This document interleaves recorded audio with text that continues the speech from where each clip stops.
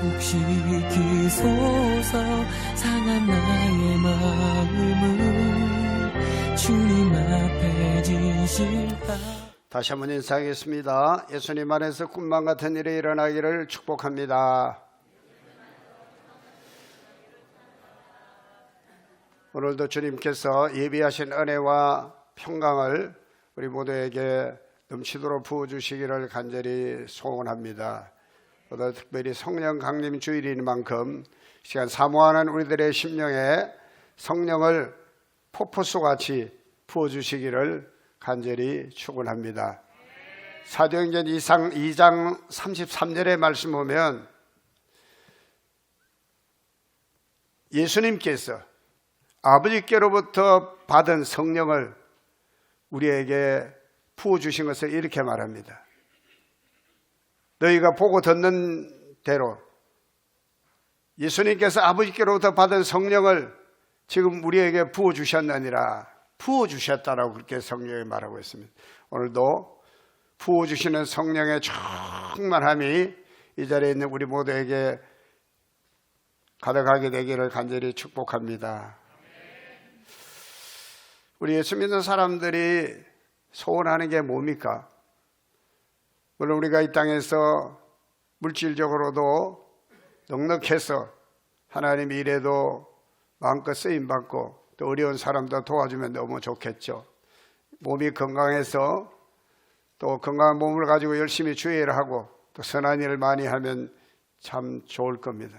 그러나 우리가 모든 걸 다 갖추었다 하더라도 우리가 성령 충만하지 않으면 마치 자동차에 기름이 가득 차 있고 그야말로 억대에 해당하는 이런 좋은 자동차지만 엔진이 제대로 굴러가지 않으면 그 차가 아무짝에도 쓸모없는 것처럼 적어도 우리 예수 믿는 사람들은 성령 충만하지 않으면 그리스도인으로서 능력 있는 삶을 살 수 없게 되는 줄로 믿습니다.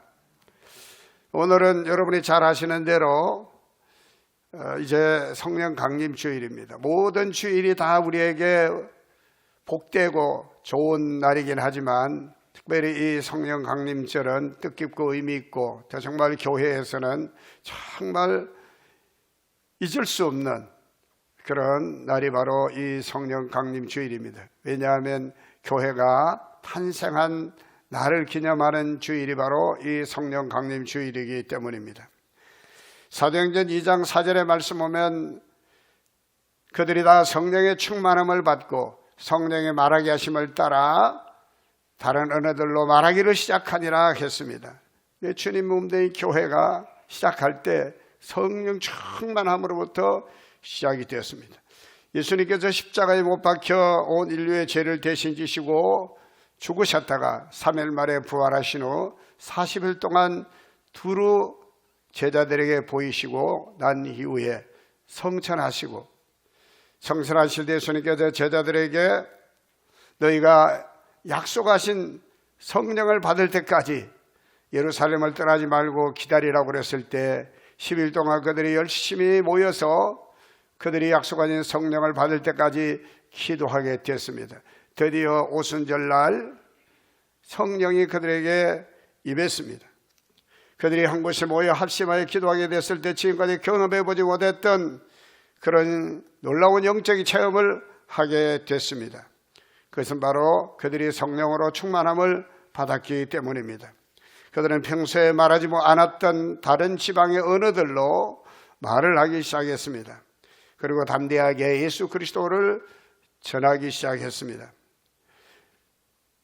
성령 충만한 제자들로 인해서 온 예루살렘 성이 소동이 일어나게 되었고 심지어는 그들을 보던 사람들이 이 성령 충만한 그리스도인을 일컬어 새술에 취한 사람이라고 술 취한 사람이라고 이렇게 조롱까지 했습니다. 사도 베드로가 11사도와 함께 서서 소리를 높여 유대인들과 예루살렘에 사는 모든 사람들에게 예수 그리스도에 대해서 전하게 됐을 때 그들이 세례를 받고 예수를 믿는 신도가 되었는데 3,000이나 되었습니다. 그들은 한 곳에 모여 사도의 가르침을 받고 서로 교제하며 떡을 떼며 오로지 기도에 힘썼습니다. 그리고 사도들로 말미암아 표적과 기사가 나타나기 시작했고 믿는 사람들이 다 함께 있어 모든 물건을 서로 통용하고 각 사람의 필요를 따라 소유를 재산을 팔아서 나눠 주었습니다. 그리고 그들은 날마다 마음을 같이해서 성전에 모이기를 힘쓰며 하나님을 찬미하고 그랬더니 온 백성의 칭송을 받는데 날마다 구원받는 사람의 수가 더하여졌습니다. 이렇게 해서 초대 예루살렘 교회가 탄생하게 되었던 것입니다. 영국의 의사 출신이며 복음주의 설교가인 그리고 미국 필라델피아 주에 있는 웨스트민스터 신학교의 교수이기도 하신 데이비드 마틴 로이드 존스라고 하는 분은 이 성령으로 충만받는 것을 두 가지 현상으로 설명을 했습니다. 하나는 전도사에게 나타나는 능력으로서의 성령으로 충만함을 받는 현상입니다. 복음 전하는 일을 위해서 전도하는 일을 위해서 나타나는 그 능력, 이게 바로 성령의 충만함을 받게 되었을 때 나타나는 현상이라고 이야기를 했고, 또 하나는 우리 그리스도인의 생활 속에서 나타나는 현상, 이것이 바로 성령으로 충만함을 받는 것이다 라고 말을 했습니다. 우리가 복음을 전하려고 하면 성령으로 충만함을 받지 아니하고는 담대하게 복음을 전할 수가 없습니다. 예수님의 제자들은 3년 동안 예수님을 따라다니며 가르침을 받고 예수님 행하는 기적을 직접 체험했고 예수님의 부활을 목격한 자들이지만 그들은 감히 나가서 예수님을 전할 수가 없었던 것이죠. 사도행전 1장 8절에 오직 성령이 되게 임하면 너희고 권능을 받고 예루살렘 온 유다와 사마리아와 땅끝까지 이르되 정인이 되리라, 이 말씀과 같이 그들이 성령으로 충만함을 받게 됐을 때 비로소 그들은 담대하게 나가서 예수 그리스도를 복음을 전파할 수 있게 되었습니다. 사도행전 2장 1절로 13절 이 오순절 성령 강림의 사건으로 전도 사역을 위한 성령 충만함을 받는, 즉 데이비드 마틴 로이드 존스 목사님이 말씀하신 것처럼 전도 사역을 위한 능력을 받는 그러한 성령으로 충만한 참을 받는 역사가 바로 오순절 이 성령 강림절에 있었던 것입니다. 그러나 이 오순절 이 성령 강림절의 이 사건조차도 역사의 한날에 일어난 사건으로 그치는 것이 아니라 주님이 땅에 오시는 그날까지 구원의 문이 닫히고 전도의 문이 닫혀지게 되는 그날까지 복음을 전하는 모든 사람들에게도 계속적으로 성령으로 충만함을 허락하셔서 주의 복음이 땅끝까지 전파되게 하시는 줄로 믿습니다.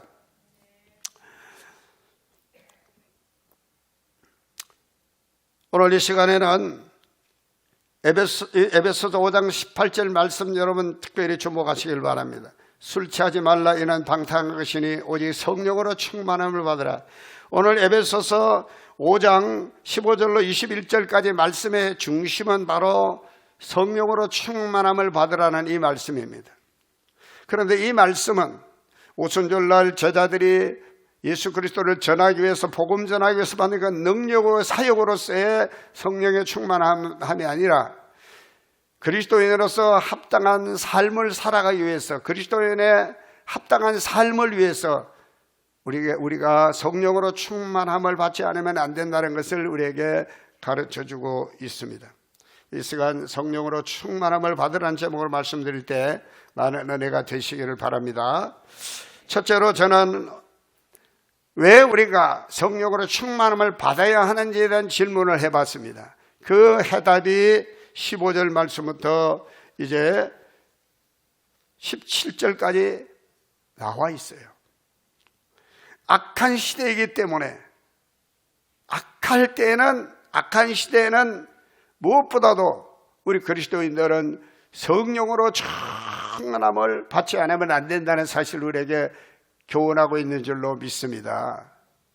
여러분, 악한 시대, 물론 악하지 않은 시대도 있겠지만, 그러나 악할 때일수록 그 악이 주의 말씀과 뜻대로 살려고 하는 그리스도인들을 끊임없이 대적합니다. 우리로 하여금 그 악에 물들게 만들려고 하고 그 악에 휩쓸리게 만들려고 하고 적당하게 타협하도록 만듭니다. 그렇기 때문에 그리스도인들이 성령으로 충만하지 않으면 이 악한 때에 우리가 세월을 허송하기 쉽기 때문에 성경은 오늘 우리에게 성령으로 충만함을 받으라고 말씀하고 있는 것입니다. 오늘 성경 말씀 보니까 세월을 아끼라 때가 악하다고 그렇게 말씀합니다. 이 말씀은 악할 때는 악한 때이기 때문에 세월을 아끼라 이런 의미이기도 합니다.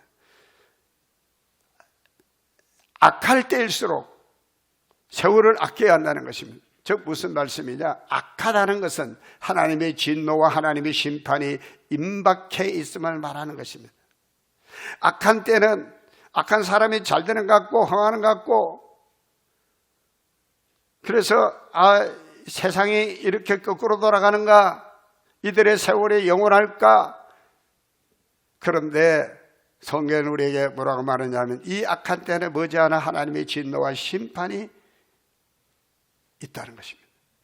하나님의 진노와 심판이 임박하기 때문에 우리 그리스도인들은 성령으로 충만해서 이 악한 때에 악에 휩쓸리지 아니하고 악한 행동을 하지 않고 우리가 정말 하나님의 말씀과 뜻대로 바로 살 수 있도록 그것이 바로 세월을 아끼는 길이라는 것입니다.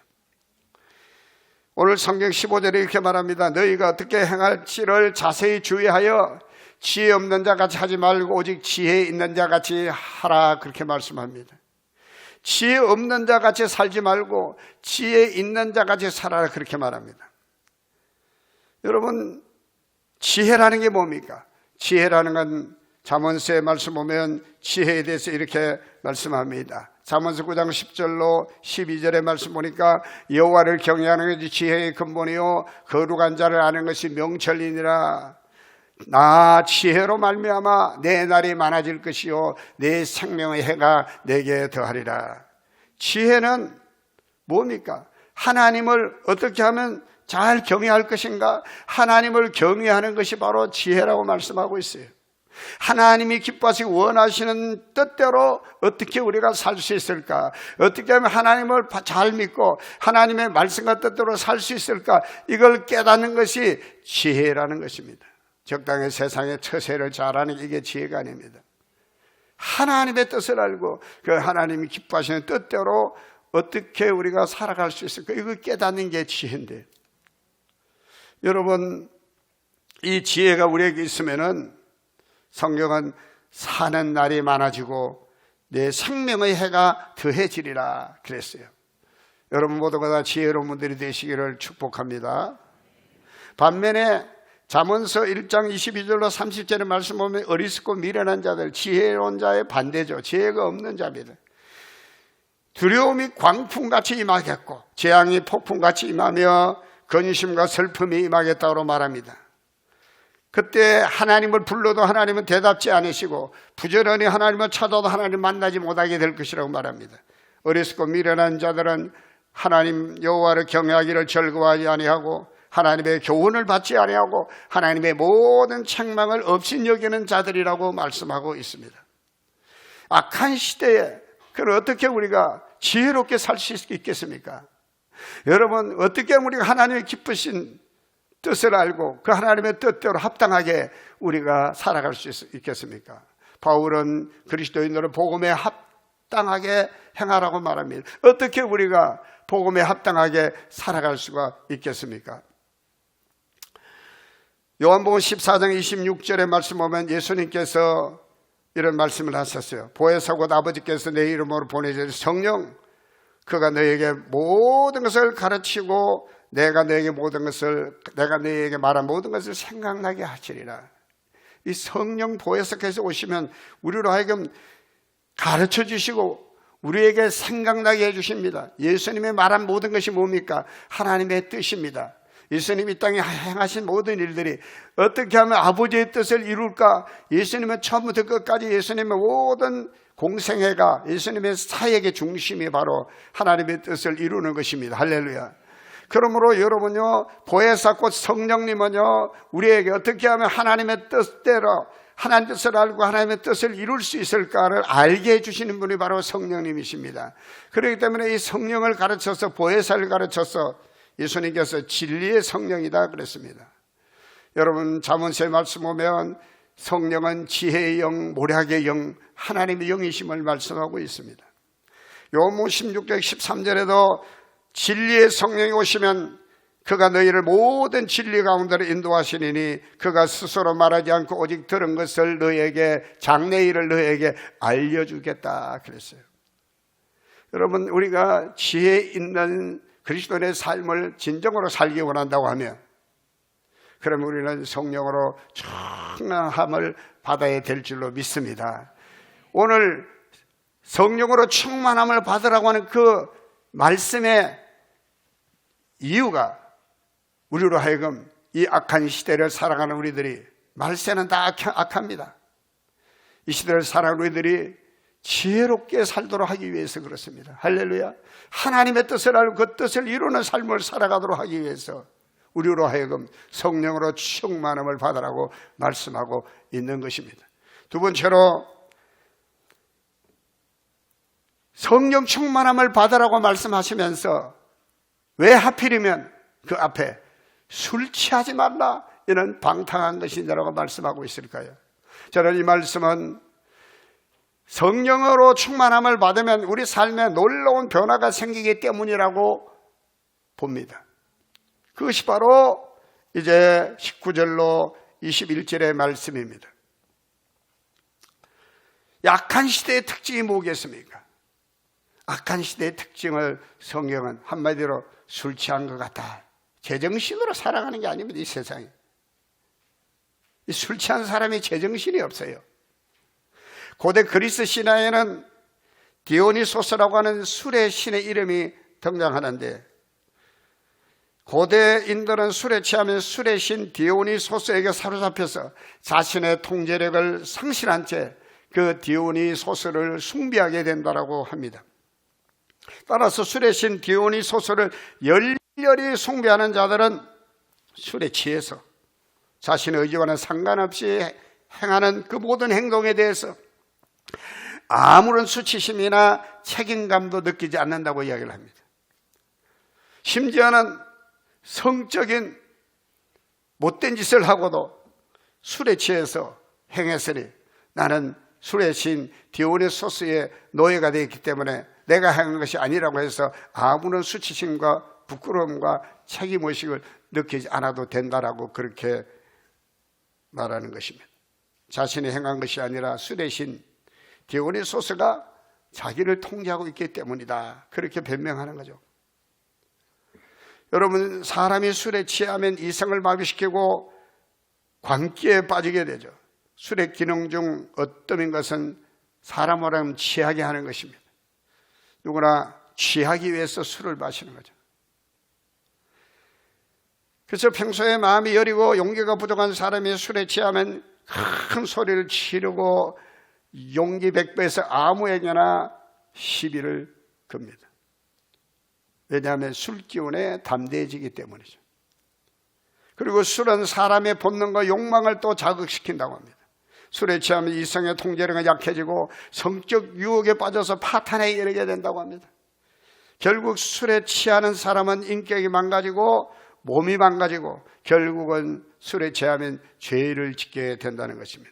그렇기 때문에 잠언서 23장 29절로 35절의 말씀 보면 술에 대한 부정적인 말씀을 이렇게 하고 있습니다.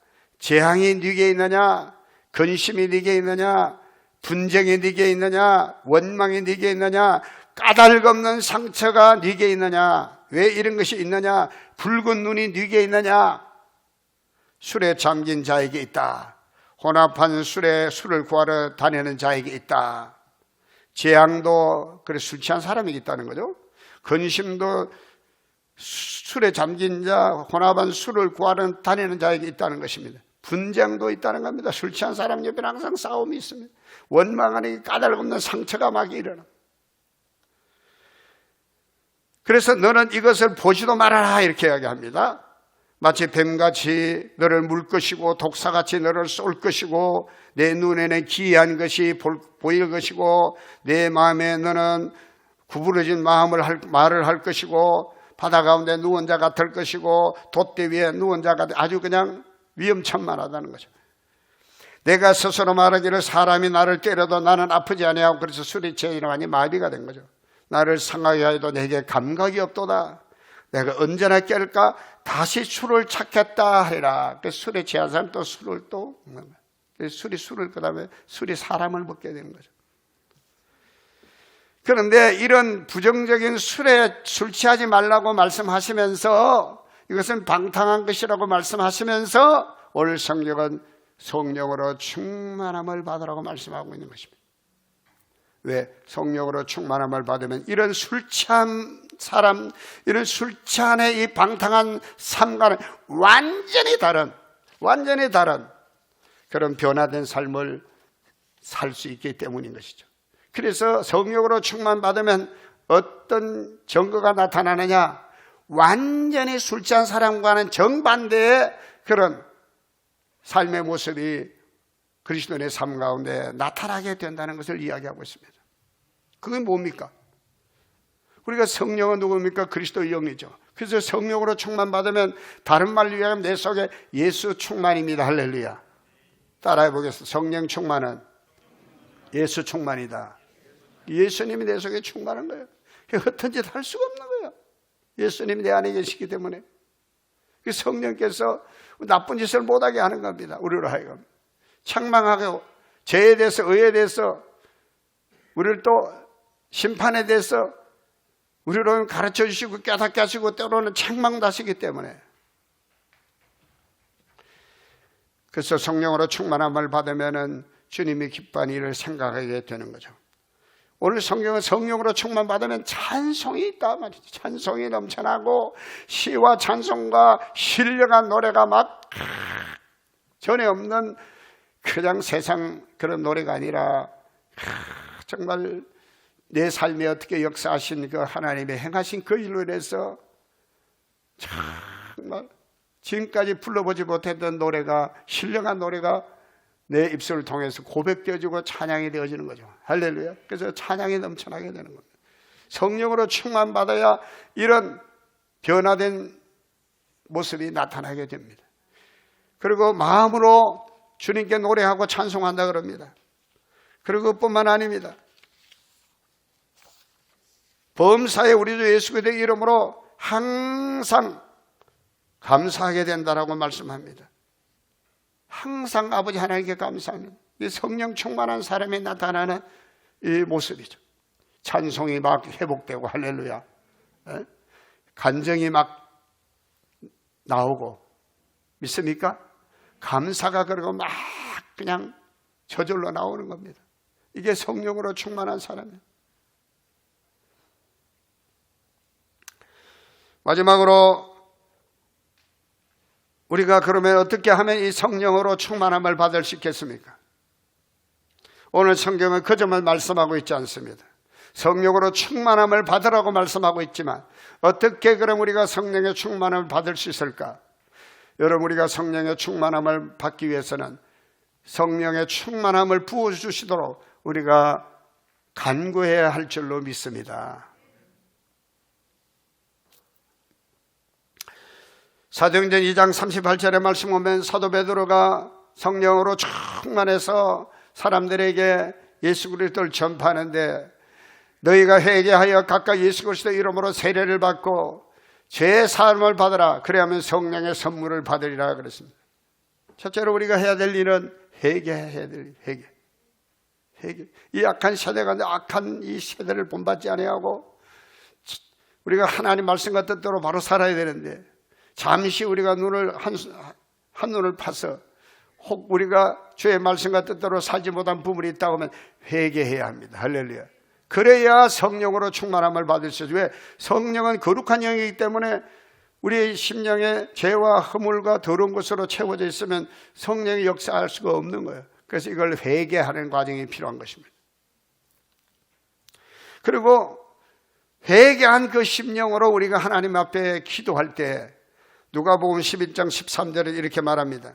너희가 악할지라도 좋은 것으로 자식에게 줄 줄 알거든. 하물며 하늘에 계신 너희 아버지께서 구하는 자에게 좋은 것으로 주시지 않겠느냐? 아니, 성령을 주지 않겠냐? 그건 마태복음 7장 11절 말씀이죠. 너희가 악한 자라도 그 자식에게 좋은 것을 줄 줄 알거든. 하물며 하늘에 계신 너희 아버지께서 구하는 자에게 좋은 걸 주시지 않겠느냐. 이게 마태복음 7장 11절이고 누가복음 11장 13절은 너희가 악할지라도 좋은 것을 자식에게 줄 줄 알거든. 하물며 너희 하늘 아버지께서 구하는 자에게 성령을 주시지 않겠느냐. 할렐루야. 성령을 누가 주신다고, 어떻게 주신다고요? 구하는 자에게 주십니다. 할렐루야. 구해야 됩니다. 구해 주시는 거예요. 간구해야 됩니다. 성령을. 사도행전 2장 33절 아까 말씀드렸죠. 그가 약속한 성령을 아버지께 받아서 너희가 보고 듣는 이것을 곧 성령을 부어 주셨느니라. 부어 주시는 거예요. 할렐루야. 성령을 믿습니까? 물은 아니에요. 성령은. 그런데 표현이 성령을 우리에게 충만하게 받은 그 상태를 부어 주시니까 충만해진다 이 말씀입니다. 할렐루야. 그렇게 표현하고 있는 겁니다. 성령은 인격이고 하나님이시지만 우리 속에 충만하게 임재하는 그 영적 현상을 부어주신다 이렇게 표현하고 있는 것입니다. 할렐루야. 성령의 부어주심이 오늘 계신 여러분 모두에게 함께하게 되기를 바랍니다. 어떤 사람에게 구해야 됩니다. 구하라 주실 것이요, 찾아라 찾을 것이요, 문을 두드려 그럼 내게 열릴 것이라. 할렐루야. 오늘 우리 오정교회 사랑하는 모든 성도님들이 성령 강림절을 맞이해서 주님이 이 땅에 다시 오시는 그날에 계속해서 우리에게 부어주는 그 성령으로 충만함을 입으시는 우리 모두가 되기를 주님의 이름으로 간절히 축복합니다. 2000년 전에 그 마가 요한의 어머니 마리아의 집 다락방에서 오순절날 성령 받은 걸로 끝나는 게 아니라 주님 오시는 그날까지 계속적으로 동일하신 성령께서 사모하는 자에게 부어주시는 하나님의 영, 그리스도의 영이 바로 성령인 것을 믿습니다. 우리가 성령으로 충만함을 받으면 우리에게 지혜를 주셔서 이 악한 시대를 분별하게 하시고 이 시대를 살게 하신 주의 뜻을 알게 하셔서 주의 뜻을 이루며 살게 되는 줄로 믿습니다. 우리가 성령으로 충만함을 받으면 성령이 이끄신 대로 우리가 살게 되고 나의 신앙과 나의 삶에 있어서 찬양과 찬송이 넘쳐나고 감사가 넘쳐나는, 그래서 하나님이 내게 행하시는 그 놀라운 일들을 간증하는 놀라운 일들이 우리 가운데 충만하게 될 줄로 믿습니다. 이런 성령으로 충만함을 받기 위해서는 우리가 사모하는 마음을 가지고 구해야 합니다. 할렐루야. 세상의 부귀영화를 구하는 것이 아니라 여러분 약한 때는 우리가 더욱더 여러분 성령으로 충만함을 구해야 될 줄로 믿습니다. 이것이 우리 그리스도인이 반드시 구해야 될 기도 제목 중에 넘버원이 되어야 될 줄 믿습니다. 할렐루야. 오늘 시대가 악하다고 여긴다고 하면, 오늘 우리가 살고 이 시대가 말세라고 여긴다고 하면 우리는 더욱더 성령 충만함을 사모하고 구해서 성령 충만을 받아 약한 세상 세월을 헛되이 보내지 않고 하나님 뜻을 이루며 장차 주님 앞에 설 때 부끄럼 당하지 않고 잘했다 칭찬받고 상 받고 멸류관 받는 저와 여러분이 되시기를 주님 여러분 간절히 축복합니다. 기도하시겠습니다. 할렐루야. 하나님 아버지 은혜와 사랑을 감사합니다.